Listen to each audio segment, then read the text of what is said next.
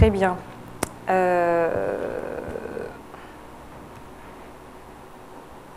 C'était NAM. Et nous allons passer à Michael. Donc c'est presque une belle transition parce que NAM a terminé un peu son propos par psychologie du consommateur. Alors, ce n'est pas un psychologue, c'est plutôt un sociologue. On a passé notre temps à se dire, on essaie de comprendre quel va être le comportement de l'utilisateur ou du consommateur ou du shopper pour essayer d'être un peu partout où il est. Être partout où il est, c'est être dans le cloud, c'est être sur les devices, c'est être dans le métro, c'est être dans les magasins. Donc finalement, ce qu'on se propose de faire, c'est d'essayer de le comprendre au mieux.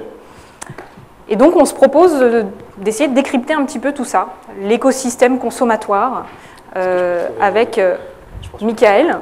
Tu peux te connecter là. Micro-main, je pense que ça t'ira parfaitement. T'as pas mieux? J'ai cravate. Si t'as, je veux bien. Mais t'as pas de cravate. Mais ça va, j'ai pas de cravate non plus, donc faudra te... Vas-y, installe-toi ça tranquillement. Voilà.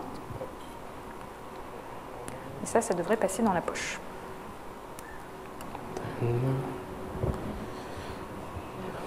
Normalement, je suis bon. On va basculer. Je te laisse te présenter. Oui, bah oui. Une seconde. Tac, tac, tac, tac. Est-ce que ça s'affiche déjà? Alors, 2. Est-ce que tu diffuses en 1024? Parce qu'en fait, si c'est pas en 1024, comme c'est enregistré... Je vais te dire. Ah. Normalement, ça devrait se régler tout seul.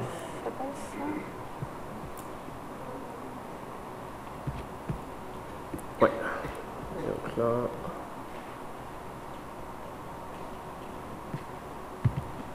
Ah, il y a Jeff qui arrive. Ça, on est bon. C'est OK ou pas? Tu sais si c'est en 1024 ou pas? Non, c'est du 1200, mais pour la résolution... Non, mais c'est... Ah, je t'avais demandé. Normalement, il s'est mis automatiquement à la bonne résolution. Donc ça, tu ne devrais pas avoir de problème. Par contre, je viens de perdre le Wi-Fi. Tu peux juste me dire quel est le Wi-Fi ici? Parce que je l'avais, je l'ai perdu. Apex, ouais, voilà, je sais pas pourquoi il l'a perdu. Attendez, je vais faire un truc là. Dites-moi.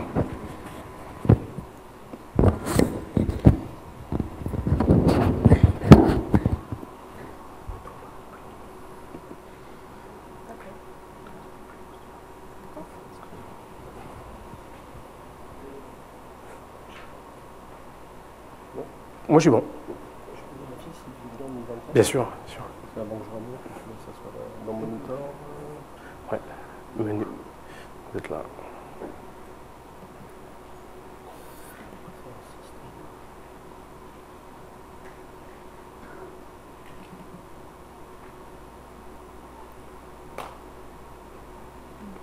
Ouais, c'est celui-là à l'écran. Mettez-vous en 1024, c'est Ah mais non, pardon, excusez-moi, vous voulez d'autres, vous voulez l'autre sur ma disposition. Enfin non, excusez-moi. Il est là-haut. Il faut aller le chercher là-haut. Avec le curseur. C'est à droite ou à gauche? À gauche. En bas. Oui, en bas, ouais. Non, c'est en haut.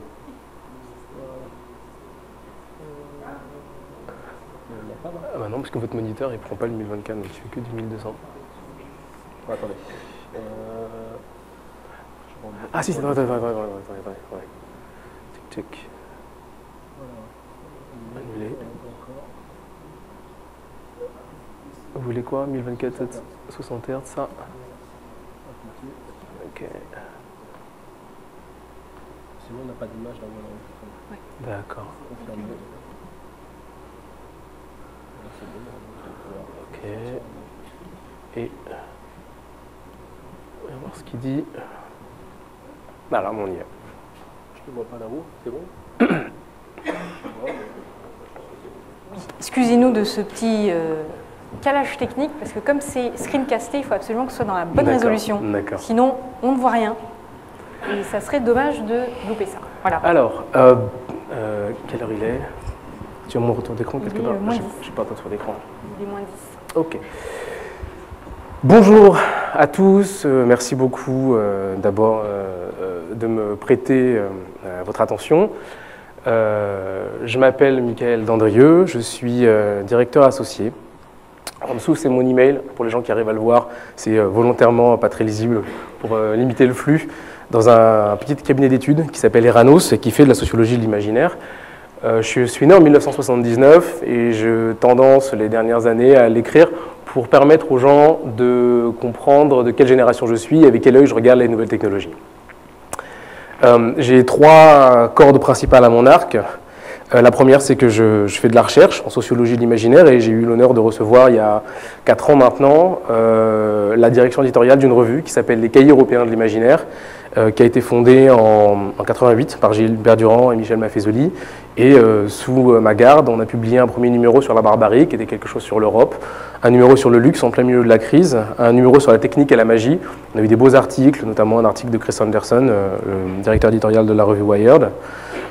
Et le numéro dont vous êtes les premiers à voir la couverture, qui sortira au milieu du mois de février, qui est un numéro qui a été consacré sur l'amour. La deuxième corde que j'ai à mon arc, c'est donc la société d'études dans laquelle je travaille, qui s'appelle Eranos, où je suis donc associé, et je m'occupe plus spécifiquement des données liées aux nouvelles technologies.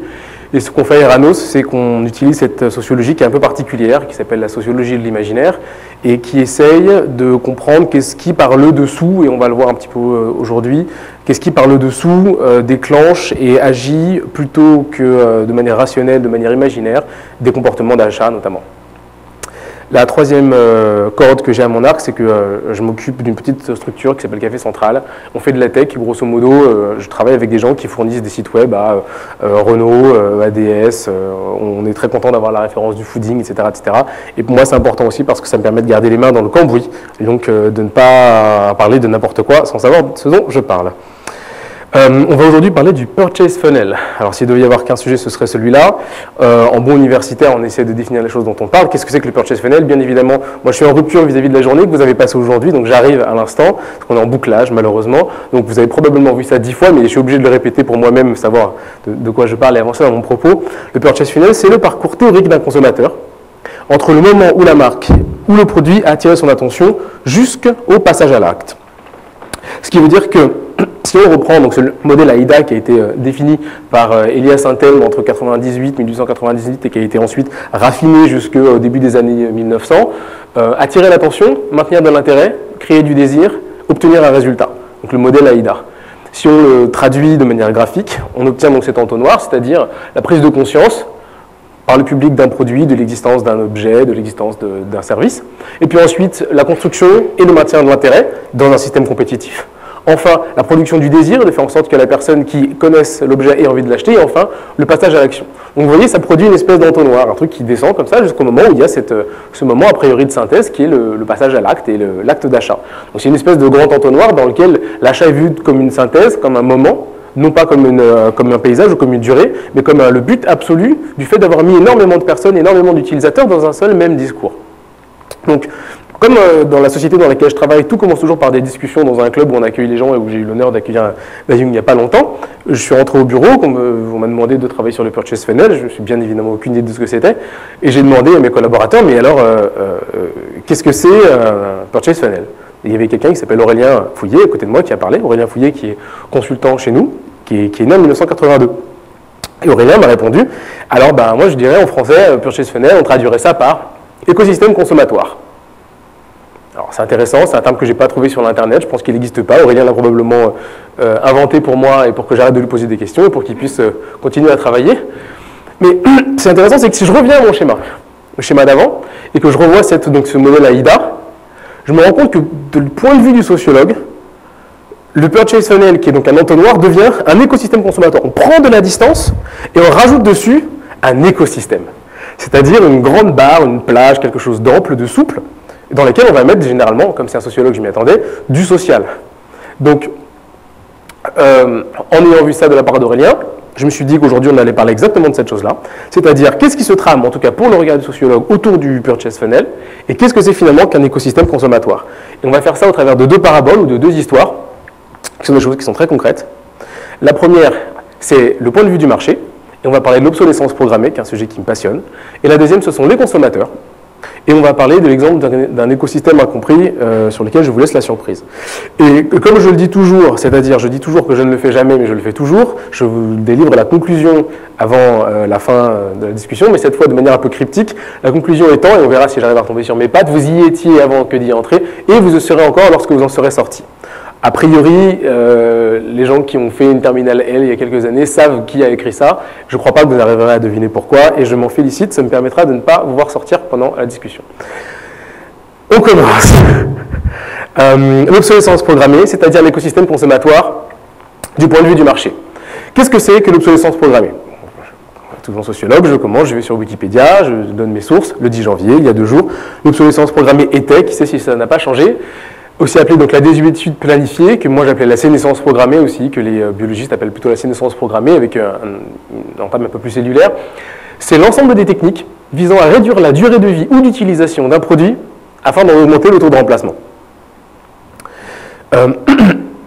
Lorsque je suis venu la dernière fois pour le SharePoint qui était au mois de novembre, si je ne m'abuse, au mois d'octobre, voilà, ça faisait très très longtemps, Nasser Gemia, qui travaille chez EADS, m'a proposé de regarder ce extraordinaire documentaire qui s'appelle Prêt à jeter, qui est un documentaire qui est disponible sur le site de VOD d'Arte, qui a été produit en 2010, dans lequel on explique que l'obsolescence programmée est un mécanisme secret qui a été placé au centre de la société de consommation. Donc ce n'est pas un mécanisme de périphérie ou accessoire.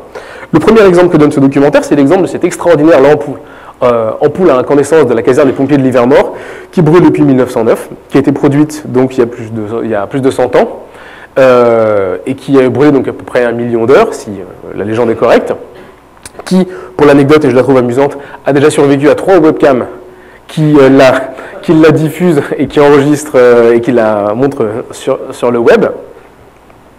Et partant de ce constat, le documentaire explique ce qu'était le cartel des ampoules, un cartel qui a été construit en rassemblant les plus grandes sociétés de construction d'ampoules à l'époque de l'Allemagne, du Danemark, Philips notamment des Pays-Bas, et dont le but était, à cause des développements technologiques de production de verre, de production des filaments, de réduire consciemment l'utilisation, la durée de vie des ampoules qui était de 2500 heures à 1000 heures. Le but de ça étant bien évidemment de stimuler le marché, de faire en sorte que les gens, les utilisateurs rachetaient des ampoules. Donc, ce problème d'obsolescence programmée, c'est un problème de la vie quotidienne. Umberto Eco, un jour que j'ai eu l'occasion et la chance de rencontrer à l'université, dans mon centre de recherche, et dont on parlait d'obsolescence programmée, m'a dit de toute façon, vous savez, ce que vous utilisez dans votre cuisine, soit ça vient de l'Allemagne de l'Est, soit ça a été produit il y a moins de 3 ans. Ensuite, il a ajouté, ou alors c'est polonais et c'est orange. Mais ça restera là pour la postérité entre nous. Mais c'est une phrase qui était très... Soit ça vient d'Allemagne de l'Est, ça a été produit dans un monde dans lequel il n'y avait pas besoin de renouveler les outils, soit vraiment une construction d'idéaliste avec un cycle beaucoup plus lent, soit c'est quelque chose qui a moins de 3 ans. Et c'est pas totalement faux quand on va dans les maisons de campagne. C'est pas totalement vrai, mais Umberto Eco est quelqu'un qui a beaucoup d'humour. L'obsolescence programmée par Brooke Stevens, dont on dit que dans les années 50, il a construit le mot, qui est quelqu'un qui était un designer industriel, mais qui faisait aussi des meubles, des voitures, des maisons, qui a donc, à qui on donne l'attribution de l'invention de ce mot, ou de la découverte de ce mot, disait, qu'est-ce qu'il faut faire dans un circuit dans lequel on a des crises, on n'a plus beaucoup de consommation? Pour la relancer, il faut inculquer à l'acheteur ce désir de posséder quelque chose d'un peu plus récent, d'un peu meilleur, et toujours un tout petit peu plus tôt que c'est nécessaire, de sorte à garder cette stimulation. Ce qui veut dire que si je reprends le schéma que j'ai fait tout à l'heure, dans la prise de conscience, l'intérêt et le désir, on retrouve cette idée de la publicité qui permet de communiquer. Ensuite, dans le passage à l'action, pour le stimuler et pour le multiplier un petit peu plus que nécessaire, on a le développement du crédit. Et enfin, on a cette grande flèche qui crée ce circuit, qui est rappelé par l'obsolescence programmée et qui permet de reconstruire et de répéter ad vitam ce circuit-là. La publicité, le crédit et l'obsolescence programmée sont, selon un sociologue qui s'appelle Serge Latouche, qu'on a aussi eu la chance de publier dans le numéro sur le luxe, en particulier pour ses théories sur la décroissance, explique que c'est les 3 idées sur lesquelles repose aujourd'hui le modèle de la consommation et d'achat que nous avons aujourd'hui. Mais il y a bien évidemment une ironie, c'est que cette ampoule qui symbolise l'innovation, l'idée, la découverte, c'est aussi le premier exemple qu'on donne à chaque fois dans l'obsolescence programmée. Si vous écoutez d'autres interventions d'autres personnes qui parlent de l'obsolescence programmée, ils utiliseront toujours l'ampoule. C'est-à-dire, pourquoi est-ce qu'on utilise cette ampoule qui est quelque chose de solide, avec ce métal, ce verre, dont on sait aujourd'hui qu'il y a des brevets pour des ampoules qui durent 10 000, 20 000, 100 000 heures, qui étrangement ne sont pas vendus. On construit un filament qui est fait exprès pour finalement être fragilité. Eh bien, ça va de pair avec le fait que l'obsolescence programmée est quelque chose qui, si vous en parlez lors d'un dîner ou d'un déjeuner, ce qui a été le cas chez nous ici à Microsoft, est très très très mal vécu. Parce que j'ai été trop vite, non, n'est-ce pas? Oui, je vais toujours trop vite. Parce qu'elle est très mal vécue, parce que comme l'obsolescence programmée est mal vue par tous les utilisateurs qui achètent, qui consomment, qui renouvellent des parcs informatiques, dont on sait qu'ils sont caducs, qui mettent à jour leurs logiciels, qui sont plus gourmands alors qu'il ne devrait pas y en avoir besoin, elle est cependant très appréciée par les designers, bien évidemment, mais pas seulement. Et là, par contre, je voudrais changer de slide. Parce que le but du marché, contrairement à ce que quelqu'un qui achète un objet et qui construit, qui est dans cette illusion du blister, le blister, c'est cette invention extraordinaire qui vous permet de conserver quelque chose de vierge et de neuf de manière temporaire, c'est-à-dire qu'il y a une obsolescence programmée dans le blister, bien sûr. Vous achetez un nouveau téléphone portable, il est sous blister, vous n'enlevez pas le blister. Alors il y a des gens qui sont comme ça, qui se dépensent, qui perdent, qui enlèvent le blister, ça y est, c'est plus neuf. Mais il y a des gens qui gardent le blister une semaine, 2 semaines, qui essaient de le protéger, et puis les deux nouveaux neufs, on réenlève le blister. Je vous annonce qu'il y a une obsolescence programmée dans le blister s'enlèvera de lui-même à un moment donné pour que le cycle d'obsolescence programmée du téléphone commence enfin. Mais ça vous donne en fait ce moment de gloire, ce moment de joie infinie, dans lequel vous avez ce blister. Le problème, c'est que ça, c'est un marché imaginaire. Le marché en lui-même, il n'a pas besoin de parvenir à un terme dans lequel tout le monde est équipé de lampes hypothétiques qui accueillent chacune des ampoules merveilleuses qui brûlent ad vitam. Le moment où le marché serait saturé de tout ça, on n'aurait plus rien à faire. Le but de ce marché-là, c'est comme c'est un organisme vivant, il en teste, il a besoin d'innover. Et pour innover, qu'est-ce qu'il fait? Eh bien, il rend caduques ses anciennes productions pour pouvoir avoir ne serait-ce que de l'argent, pour pouvoir réinvestir, à faire de l'innovation, de la recherche, etc. Ce qui nous amène à cette ampoule-là, et à ce beau schéma. Un achat dans un purchase funnel, ce n'est pas un acte unique, ce n'est pas un acte de synthèse. C'est quelque chose qui fait partie d'un ensemble qui est plus vaste. Et là, on commence par la partie qui se trouve à droite, c'est-à-dire le cycle de vie dans lequel la prise de conscience, l'intérêt, le désir et l'action, le moment où l'acte d'achat est fait, chaque acte d'achat est en fait participe d'un archétype qui est un archétype plus vaste de la construction d'une ampoule plus grande, de la construction d'une ampoule meilleure, de la construction d'une consommation d'électricité meilleure, de la construction de lampes meilleures, de la construction d'un éclairage qui soit plus lié à la maison, etc. Donc, considérer le strict purchase funnel de manière cursive, en imaginant qu'il y ait ce moment d'arrêt qu'il faut pouvoir répéter, etc., c'est se sortir d'un écosystème qui inclut non pas seulement la marque et les produits, mais aussi les compétiteurs, mais aussi l'innovation générale, mais aussi le sens de l'histoire. Donc, la première limite à laquelle on arrive, et le premier contre-argument, c'est les objets qui nous survivent. Alors, moi, j'ai cette grande passion des Leica, du Leica, j'en ai un, il me survivra. C'est un appareil photo qui a été produit le 18 janvier 1961 à la main, à Solms, en Allemagne. Il me coûte 150 € tous les 10 ans à rénover. C'est un appareil photo qui n'a pas d'électricité, qui n'a pas de pile, qui marche à 45 degrés dans le désert du Sahara, avec des taux d'humidité de 95% dans des îles de l'océan Indien, qui n'a besoin de rien, qui est extraordinaire. Le problème, c'est qu'il est produit par une marque aussi mythique qui, il y a à peu près 10 ans, a failli disparaître, pour la raison exactement suivante, c'est-à-dire qu'ils ont saturé le marché de produits qui ne mourraient pas. Et donc, même si ça paraît pour le consommateur une très bonne idée, il y a eu une grande panique à un moment donné chez les Leicaïstes qu'on ne trouve plus ces appareils, parce qu'ils sont trop parfaits.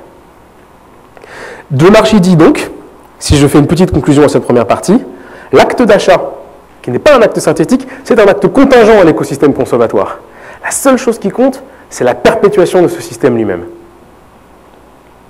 Ce qui nous amène à notre deuxième partie, et là je vais prendre un exemple très concret, d'écosystème consommatoire, cette fois du point de vue du consommateur. En 2005, l'Institut national de la consommation consulte des SS2I, d'OSQLI, dont je sais qu'ils vont parler ce soir. Il y a peut-être des gens ici qui ont ou vu ou participé à ce projet. Et dans le cadre d'un projet lancé pour construire un espace Internet dédié aux jeunes consommateurs qui est aujourd'hui en ligne. La raison pour laquelle je mets que c'est une presque étude Erano, c'est parce que SQLI, probablement à cause de nous, n'a pas eu le projet, qu'on n'a pas eu la chance de parler dessus, ce qui me permet justement de vous en parler aujourd'hui, en tout cas, de vous parler de la pré-étude. Le projet était expliqué en ces termes. Beaucoup de jeunes aujourd'hui ont un rapport à la consommation complexe. Si certains s'engagent dans de petits emplois précaires, c'est souvent pour satisfaire leur fascination pour les grandes marques. Leur argent est souvent absorbé en des achats de luxe quand il manque de l'essentiel. Avec toute cette rhétorique, luxe, essentiel, fascination, absorbé, etc. Le but de l'étude, donc ça venait du cahier des charges. Le but de l'étude, donc, c'était d'apprendre aux jeunes à mieux connaître les produits qu'on leur vend et les produits qu'ils achètent, mieux acheter en fonction de leurs besoins réels et non pas en fonction de leurs envies, mieux manger en fonction de leurs dépenses énergétiques et mieux comparer les produits du marché pour essayer d'éviter de se faire avoir. Ce que, en des termes un peu très forts, mon professeur à l'université appelle le harcèlement du bien, c'est-à-dire vouloir pousser les gens à vraiment accéder à un monde meilleur pour eux. L'exemple, qui est un très bon exemple je pense, Naïm n'a pas encore regardé donc je suis sauf, c'est l'exemple de l'iPod. On est en 2005, donc c'est ça qu'on voyait à la télévision en 2005 sur l'iPod. C'est plus un peu bizarre avec des couleurs et des gens qui dansent. Et voilà l'exemple tel qu'il nous a été présenté. On nous a demandé d'expliquer le succès irrationnel de l'iPod. On nous a donné une grille, un grand tableau comme celui-là, qui est une grille comparative objective. Sur cette grille, vous allez retrouver des produits, les produits du marché à l'époque, Creative Lab, Sony Ericsson, etc., et puis l'iPod, et puis des critères de prix, des critères de qualité qui sont des critères objectifs. Le prix, la longévité de la batterie, le service après-vente, la durée de la garantie, le stockage, etc., je ne l'ai pas tout mis.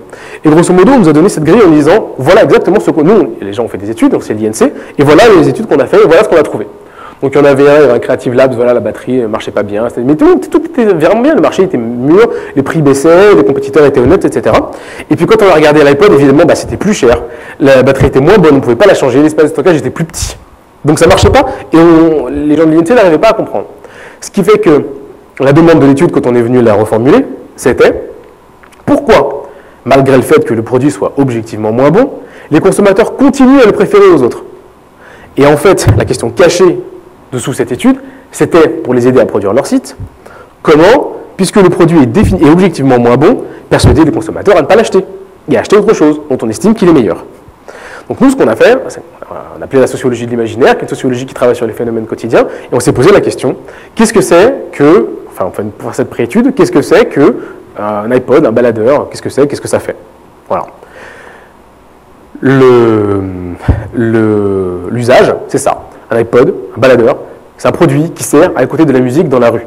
Voilà, c'est tout. En allant au bureau, sur les commutes, sur le vélo, pour aller au travail, etc. Donc on est reparti de ça, et puis on a revu cet usage, et on a revu les grilles qu'ils nous ont données. Ça, c'était l'usage. Ça, c'est pas l'usage. Ça, c'est le produit. Donc on est revenu à la publicité.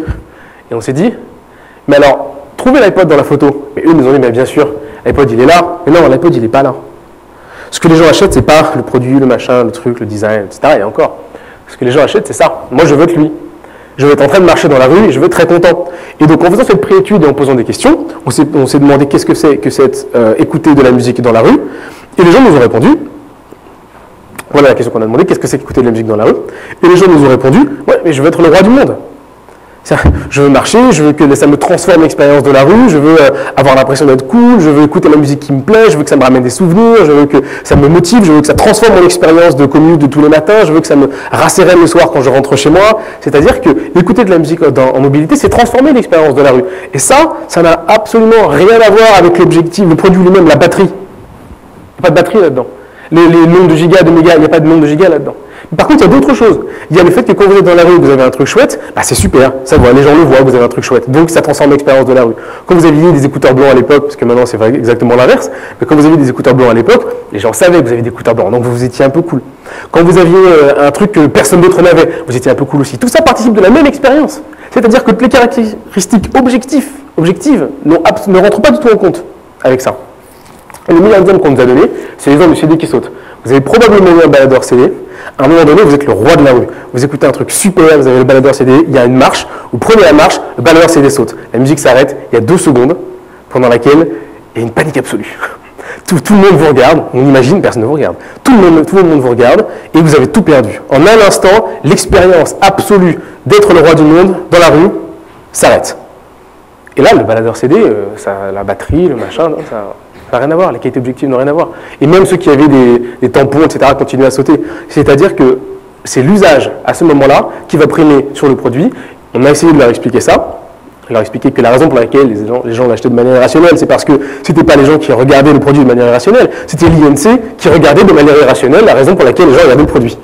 Et malheureusement, ça n'a pas marché. Mais ça me permet aujourd'hui de vous en parler. C'est plutôt une bonne nouvelle, parce que je pense que c'est une bonne métaphore. Et ça me permet aussi de revenir à mon schéma initial pour vous dire que si on prend, on avait vu le cycle de vie qui poursuit, maintenant on va prendre ce qui est avant, il y a un imaginaire qui commence avant le purchase funnel, avant l'écosystème, dont on voit encore la barre qui est derrière. Et cet imaginaire, cet usage archétypal, c'est lui qui va motiver l'acceptation du produit ou alors sa disparition. Donc si je fais ma deuxième petite conclusion, du point de vue du consommateur, je participe d'accord à l'écosystème consommatoire, mais seulement si je comprends mes logiques secrètes. Et généralement, si vous dévoilez les logiques secrètes à l'utilisateur, il se déplace, il va ailleurs, il va encore ailleurs, etc. Il faut que ça reste secret. C'est ce que Georg Simmel appelait le roi clandestin d'une époque. Il est par le dessous, il donne des ordres, mais on ne l'attrape pas. Dès qu'on l'attrape, il change, il se modifie, etc. Donc, en clair, et j'aborde ma longue conclusion, on aime beaucoup ça les longues conclusions, l'écosystème consommatoire est beaucoup plus vaste que chaque entonnoir de chaque achat qui se construit. Il est inscrit dans un imaginaire d'un consommateur et un cycle de vie. Parce qu'il est bien évidemment débordé par les nouveaux médias. Bien évidemment, il y a du cross-média, il y a de l'internet, il y a de la radio, il y a de la télévision, il y a de la publicité, il y a de l'affichage, il y a du dans le film, il y a du présentiel, etc. Mais il y a surtout autre chose. Il y a tout ce qui n'est pas ce que la marque fait. Il y a tout ce qui était là avant que la marque soit là, et il y a tout ce qui sera là après que la marque soit là. Et la marque a, ou la société a une responsabilité dans ça. Donc, si je repasse en donnant quelques idées un petit peu comme ça rapidement, parce que j'imagine que je suis déjà en train de parler beaucoup trop, je suis à peu près dans les temps. Pour reparler de la prise de conscience du produit, pour le consommateur, il n'y a pas véritablement de rencontre mythique avec le produit. Ça, c'est un rêve que nous-mêmes nous construisons, mais je me souviens la première fois que j'ai vu la DeLorean volante de Retour vers le futur 2. Non, c'est pas vrai. J'attendais les voitures volantes depuis bien longtemps, on nous les a promis depuis les années 60. Et évidemment, il y a Retour vers le futur 2 qui arrive. Mais c'est pas ça, la DeLorean volante était avant. Et avant les années 60, Gustav Jung étudiait tout l'imaginaire des soucoupes volantes. Il y avait déjà ce fantasme de l'objet qui nous permettrait de voyager plus vite, etc., du contrôle des airs, qui est le seul endroit dans lequel on n'a pas encore, le public, la démocratie, n'a pas encore pris pied. Mais il n'y a pas de rencontre mythique avec le produit. Ce qui veut dire que sur le purchase funnel, déjà là, il y a un mensonge, ou en tout cas, il y a une illusion. Le produit, il se préexiste à lui-même, ou le service, il se préexiste à lui-même. Tout est déjà là, par l'attente que les gens ont de la chose telle qu'elle devrait être. Et le meilleur exemple de ça, c'est que moi, j'ai toujours pensé qu'il fallait avoir un forfait télécom à 19,90 € ou quelque chose comme ça. Je le savais. La chose n'existait pas, mais je l'ai toujours su. Et ou 15, que je ne sais pas trop quoi, parce que j'ai une Freebox à la maison. La chose, elle était déjà là. Sauf qu'à un moment donné, il faut avoir le nez creux. Il faut avoir la capacité de comprendre ce qui, dans l'imaginaire des clients et des utilisateurs, va permettre de faire que la prise de conscience se produise. Et puis pour entretenir l'intérêt, c'est la même chose. L'acceptation du produit, c'est-à-dire la reconfiguration des expositions du produit en souvenir, en mémoire, en chose qui fait qu'on va porter le produit, qu'on va peut-être en devenir un prescripteur, etc. Elles sont conditionnées par cette capacité à ce que l'outil s'inscrit dans une forme sociale qui est déjà présente. C'est-à-dire un appétit de la part des gens pour quelque chose qui devrait déjà être là. Le produit ou le service doit donc entrer en résonance au-delà de l'entonnoir qui a été construit, au-delà du purchase funnel, c'est-à-dire être en adéquation avec l'époque dans laquelle les utilisateurs vivent, puis permettre donc de l'innovation, par exemple, si on est dans une époque dans laquelle on considère que l'innovation est quelque chose de fondamental, et puis rentrer en compétition avec les gens pour dire « je participe à un marché international ». Une grande partie des raisons pour lesquelles beaucoup je ne sais pas si on appelle ça des freenotes, les gens qui ont Free à la maison, ont suivi Free, c'est à cause de l'engagement de Free de ne pas avoir donné, pendant je crois que le temps était une semaine, pas avoir transmis les informations à l'Adopi. Alors bien évidemment, ils jouent le jeu maintenant parce qu'ils sont sous le contraint de la loi, mais le fait de ne pas l'avoir fait pendant une semaine, ça montre que ce sont des gens bien. Ils sont avec nous. C'est un coup extraordinaire, c'est un coup génial, ça. C'est un coup génial. Le produit doit donc parler de ce que c'est que d'être contemporain. Il dit, par le fait d'exister, le monde dans lequel on vit. Moi, je choisis d'avoir tel machin parce que je veux que le monde dans lequel je vis soit le monde dans lequel j'ai ça. Et en tant que consommateur ou qu'utilisateur, si j'ai au travail un navigateur Internet ou un ordinateur qui est moins puissant, moins bien que celui que j'ai à la maison, j'ai un problème. J'ai l'impression que j'ai un problème. Donc l'intérêt ici se perd. Ensuite, pour accaparer, reconduire et perpétuer le désir, il faut être capable d'aller chercher à l'extérieur parce que le désir aussi, il est déjà là. Il ne se construit pas à l'intérieur de la marque. Bien évidemment, il se construit à l'intérieur de la marque. Moi, si vous me montrez un rond rouge avec marqué Leica, j'ai un intérêt. Mais c'est pas pour ça que je vais tout acheter. Le désir est déjà à l'extérieur. Comme dans les couples, il faut parfois, pour une marque, être capable d'aller chercher le désir à l'extérieur de la relation avec le client et de la ramener à l'intérieur. Il n'y a pas de compris. C'est vraiment uniquement de mobiliser un désir qui est là et ensuite d'en faire quelque chose avec. C'est Italo Calvino qui dit ça très très bien. Qui est un auteur italien que j'aime beaucoup, qui parle très bien du désir. Les images qui provoquent ce désir sont elles aussi au-delà de l'entonnoir. Elles sont dans un horizon d'attente. Comme je le disais tout à l'heure, tous les utilisateurs ont dans la tête l'idée de comment ça devrait être. Pour donner un exemple ici, je ne sais pas s'il y a des gens de chez Lotus parmi nous aujourd'hui, mais j'ai eu une grande discussion avec des gens qui travaillent sous Lotus, et il y a une constante, ça ne devrait pas être comme ça. Le monde dans lequel je vis, dans ma vie quotidienne de Lotus, ne devrait pas être comme ça. Lotus, c'est un outil qui est extraordinaire. Ça fait papa-maman, ça met en connexion des consultants dans le monde entier pour trouver des bases de données qui sont immenses, extraordinaires. Mais l'horizon d'attente n'est pas atteint et ça crée une disparition et une absence de désir. Et pour ne pas combler les attentes, il ne faut donc pas combler les attentes. Et là, je crois que c'est le concept de la journée. Il faut être la marque qui s'en approche le plus, mais il laisse un petit peu d'espace pour produire de l'innovation. C'est-à-dire être devant les autres, proposer un outil, un logiciel, un service qui fait que l'utilisateur se dit c'est vrai, les choses devraient être comme ça, mais je suis prêt à accepter qu'il y ait un petit delta, parce que ça veut dire que ça va s'améliorer. Et ce delta, c'est ce qui permet à vous de continuer à innover, sans le combler, parce que sinon, il revient à ce fantasme où ça y est, j'ai tout ce qu'il me faut, j'en changerai jamais. Leica, je n'achète plus jamais d'appareil photo. Je suis probablement la personne la moins fidèle à la marque Leica du monde, j'ai acheté un truc, je ne rachèterai jamais rien d'autre. Je les aime beaucoup. Je voudrais qu'ils survivent, mais je ne peux pas, ils ont raté cette étape-là. Et donc, à Eranos, on appelait ça la pétanque commerciale. C'est-à-dire le fait d'approcher les billes le plus près possible du cochonnet, et celui qui s'approche le plus près possible du cochonnet qui gagne. Enfin, si on passe au passage à l'action, le passage à l'acte, c'est donc une forme de fidélité à soi-même, c'est-à-dire qu'on s'inscrit dans une démarche de construction d'identité. La chose que j'achète, que j'utilise, me construit en tant que personne.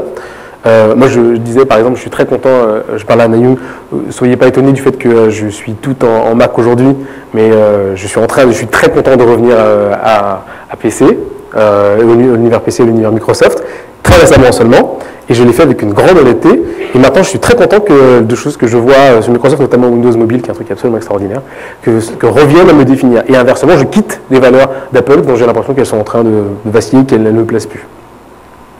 Donc ce passage à l'acte m'engage en tant que personne, et ça ne donne pas une synthèse, c'est un paysage, c'est une longueur dans laquelle il y a un long terme, pas seulement de la marque, mais aussi de tout l'environnement, de tout l'écosystème dans lequel le produit a été institué. Et il y a toujours une tristesse, toujours une tristesse, pour rejoindre un lieu meilleur, pour acheter un produit meilleur, pour avoir un service meilleur, à devoir en quitter un autre qu'on avait avant. La vieille lampe qu'il faut jeter, vous connaissez la procrastination, vous avez tous un placard dans lequel il y a des objets dont vous savez que vous ne vous resservirez jamais, mais vous ne vous déterminez pas à les jeter. Et si on vous dit, oui, mais ça ne servirait pas, vous répondrez, ça... Honnêtement, vous savez que vous ne vous en servirez jamais. Mais on ne peut pas les jeter, les choses, on ne peut pas les laisser partir. Ce qui veut dire que vous avez une responsabilité en tant que marque pour amener un nouveau produit ou un nouveau service à devoir dépiler, comme à la pétanque, en pointant, à devoir dépiler la marque précédente. Ça veut dire qu'il faut apporter quelque chose. Parce que sinon, le consommateur le sait, le sent et ça revient. Donc si je reprends mon schéma initial, l'écosystème consommatoire, c'est un système qui dépasse le discours de marque d'uniquement le purchase funnel des deux côtés. Par le côté de l'imaginaire et par le cycle de vie. Il s'inscrit donc dans un système social qui est un système social qui est plus vaste, dans lequel chacun des achats, chacune des engagements de chacun des utilisateurs construit, alimente, permet l'innovation, reproduit, fait des erreurs, fait des corruptions, altère, module et transforme une contemporanéité dont il faut être capable de saisir les enjeux. Donc, si je termine ici, c'est difficile ça, de saisir les enjeux de l'époque dans laquelle on vit. Aurélien Fouillet dirait, mais voilà, on en arrive à là, tout est dans tout, et inversement, on a mis un sociologue sur le plateau et il nous a dit des choses, mais qu'est-ce qu'on fait avec ça? Alors je vais essayer de donner une petite piste. J'avais mis ce signe au début pour dire que on revient sur nos pieds, c'est-à-dire que dans l'écosystème consommatoire de la point de vue du client et dans l'écosystème consommatoire du point de vue du marché, on se demande comment on fait pour s'y retrouver. Et je crois que le gros enjeu pour les entreprises, c'est justement celui-là, de trouver sa place dans la boucle. D'arriver à trouver des méthodes pour arriver à prendre place dans un système qui les dépasse, dont ils sont des acteurs, dans lesquels ils ont des responsabilités éthiques, mais qui est un système vivant, hein, comme un organisme qu'on peut véritablement altérer par la sortie de chacun des produits, par l'annonce de chacun des nouveaux produits. Et je prendrai encore l'exemple de Free, qui est quelque chose de très très intéressant, dans laquelle je pense que la moitié des gens vont aller sur Free, pas parce que c'est moins cher, mais des gens qui sont un petit peu militants, mais parce qu'ils vont modifier le marché. Il y a quelque chose d'extraordinaire là-dedans. C'est-à-dire que pour nous, quelqu'un modifie le marché. On n'aime pas le marché, quelqu'un le modifie pour nous. On a l'impression d'être véritablement enfin dans quelque chose qui bouge. Notre conclusion, je reviens à la phrase que j'avais donnée au début. Ils s'acheminèrent vers un château immense au frontispice duquel on lisait « Je n'appartiens à personne et j'appartiens à tout le monde. Vous y étiez avant que d'y entrer et vous y serez encore quand vous en sortirez. » C'est la phrase que j'ai donnée, qui est en fait une phrase de Jacques le Fataliste de Diderot, qu'utilise beaucoup Borges et qui est connu aussi pour ses métaphores sur l'éternité. Et le fond de cette phrase, en fait, c'est de savoir qu'est-ce que choisissent ou qu'est-ce que choisiront sur le long terme les clients. Est-ce qu'ils choisissent le produit sur les qualités spécifiques, objectives, décrites sur la brochure, ou est-ce qu'ils choisissent l'époque, toute l'époque, dans laquelle ils sont, dans laquelle vous êtes, et dans laquelle aucun des acteurs du marché ne peut s'échapper. En sociologie, on a plutôt tendance à croire que c'est l'époque qui est choisie par les utilisateurs et par les acheteurs. Et l'enjeu pour nous aujourd'hui, quand on parle à nos clients, en particulier dans le domaine du luxe, de l'écosystème consommatoire et du purchase funnel, c'est de parvenir à créer ce sentiment, à créer cette émotion parfois, lorsque c'est le cas d'immersion, par exemple dans des lieux pour les utilisateurs, de leur donner le sentiment qu'ils font partie de l'époque dans laquelle ils vivent. Qu'il n'y a pas un décalage, qu'on n'est pas en retard, que c'est maintenant, que ça se passe comme ça, et qu'ils en font partie, eux aussi. Et cette petite chose, qui est quelque chose qui est de la responsabilité éthique de la part des gens qui sont dans les entreprises et de la part des gens qui achètent, reviennent à cette belle phrase de Borges qui disait « Ce qu'un homme fait, c'est comme si tous les hommes le faisaient. » Il n'y a pas de petit échappatoire, il n'y a pas de manière de faire une petite chose qui marchera et qui, le trimestre prochain, ne se verra plus. Tout ça, ça laisse des traces, ça laisse des marques. Les entreprises le savent, les clients et les utilisateurs ont une mémoire. Merci.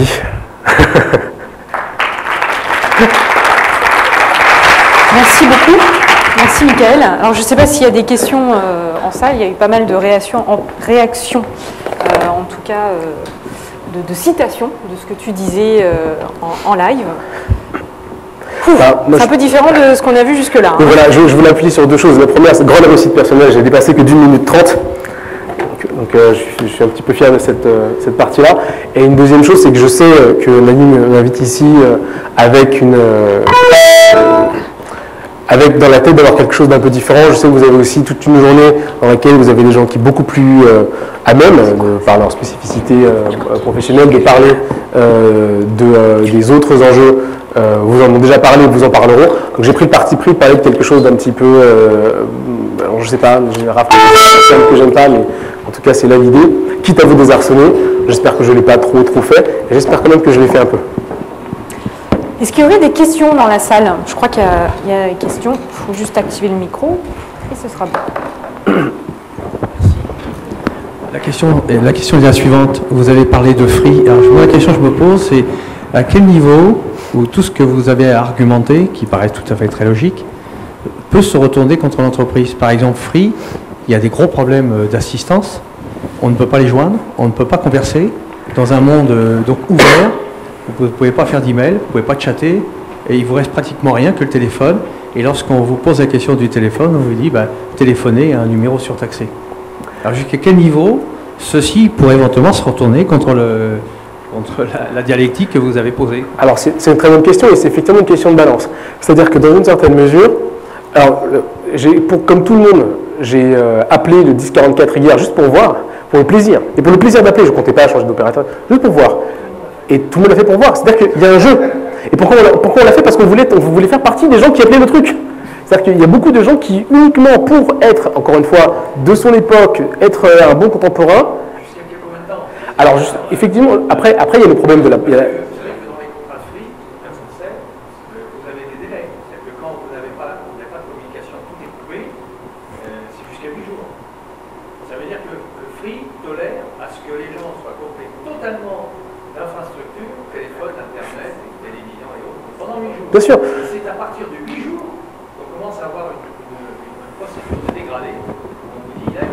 Non mais, parce qu'il faut être honnête, Free ne pourrait pas être une société rentable s'ils faisaient tout ce qu'ils ont dit hier ou avant-hier. C'est absolument impossible. C'est-à-dire qu'il y a l'idée, si vous voulez, c'est le mensonge est une partie qui est acceptée par le jeu du consommateur. Et c'est encore une fois cette idée du motif secret qui est par le dessous. Moi, je sais que les marques me mentent. Et je joue avec elles le savent, elles me mentent, elles essaient de me mentir bien, mais par le dessous, j'essaie de désamorcer le mensonge. Le problème, c'est que quand j'ai désamorcé le mensonge, par exemple, je vais prendre un très bon exemple. Il y a cette marque de jeans que je ne citerai pas, qui s'appelle Levi's, et qui a sorti une série de pubs qui s'appelle Go Forth, qui est une grande campagne publicitaire dans laquelle il y a une voix qui cite des poèmes d'un de mes poètes préférés, qui s'appelle Charles Bukowski. Un poème qui s'appelle The Laughing Heart, qui est un poème magnifique. Et j'ai été en même temps très irrité du fait qu'ils utilisent quelque chose qui est intime et pour vendre finalement des jeans. Et puis en fait, j'ai regardé la pub, puis je me suis laissé aller. Je me suis dit non, je comprends, il y a une participation.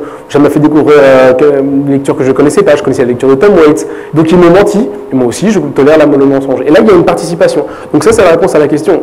Il y a une marge de manœuvre dans laquelle le consommateur accepte, parce qu'ils savent très bien que s'ils appellent, ça ne peut pas être réparé du jour au lendemain, parce qu'il y a beaucoup de gens derrière. Et puis la marque ment en cachant des petites lignes, contrairement bien évidemment à ce qu'ils ont dit, il y a toujours des petites lignes en dessous, etc. Et c'est une question de balance. Mais ça peut bien évidemment se retourner contre la marque. Mais c'est aussi parce que dans cet écosystème, il y a un mensonge. Et les deux tolèrent parce que c'est un jeu. Le consommateur, il n'achète pas, encore une fois, ce qu'il a besoin, ce dont il a besoin parce qu'il en a besoin. Il achète des trucs pour...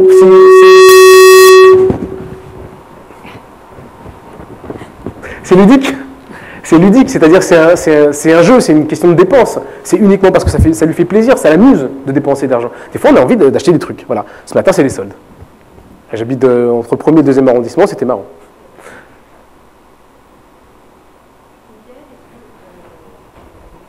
Est-ce que tu restes un petit peu avec nous après ou pas? Oui. Parce qu'on on a du coup pris un petit peu de retard. Donc on va essayer de quand même passer au pitch et Michael sera là à la pause. Qui est à quelle heure? Pour discuter en direct avec vous dans une demi-heure. Bien sûr, je serai là. Bien sûr. Voilà. Merci. Merci beaucoup.